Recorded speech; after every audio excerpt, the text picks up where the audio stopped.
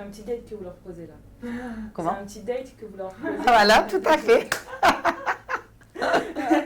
Tout à fait. On peut le mettre à la fin. Hein, n'est-ce pas? Je m'appelle Samira, j'ai 41 ans, j'habite à Toulon. Actuellement, je suis en reconversion professionnelle. Je suis marraine à la mission locale. Je suis enseignante également pour des cours d'alphabétisation au sein de l'école Montetti pour des MNA, donc mineurs non accompagnés. Et je fais également un suivi avec des femmes seules, isolées avec des enfants, donc des réfugiés politiques essentiellement. De donner confiance aux jeunes, de les recevoir, de cibler un petit peu leurs recherches, de pouvoir essentiellement travailler pour moi le développement personnel et puis leurs outils de recherche, les améliorer afin qu'ils puissent retrouver de l'emploi assez rapidement. Les écouter, de cibler leurs recherches, de les aider à perfectionner leurs outils, donc notamment CV, l'aide de motivation, et de travailler leurs projets professionnels pour qu'à l'avenir puissent être épanouis.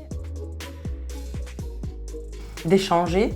Je suis très sensibilisée également puisque moi-même j'ai connu la vie active assez jeune avant de passer mes diplômes et du coup ça m'apporte énormément le développement personnel, donc c'est ce que je peux leur apporter en plus puisqu'ils sont souvent déjà encadrés par une conseillère à la mission locale qui m'aide énormément du coup, puisque moi j'essaye de faire la partie complémentaire, c'est-à-dire de pouvoir vraiment leur donner une confiance en soi, donc dans le développement personnel. Dernièrement, j'ai une petite jeune que j'ai reçue. C'était la première fois que j'avais reçu.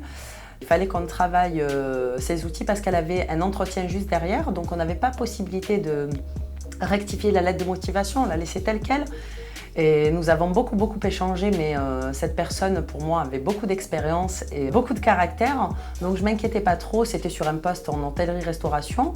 Derrière, c'est vrai qu'elle n'avait pas du tout les moyens financiers de pouvoir se rendre à son rendez-vous à l'avenue 83.